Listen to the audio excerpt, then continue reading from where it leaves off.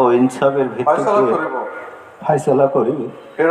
ফেডারেশনের আবরত সমূহে পূর্ণ হেফাজত ও রক্ষণাবেক্ষণ করিব যাহাকে বাংলাদেশ শ্রমিক কল্যাণ ফেডারেশনের বাংলাদেশ শ্রমিক কল্যাণ ফেডারেশনের নীলফামারী জেলার নীলফামারী জেলার সভাপতি নির্বাচিত করা হইয়াছে।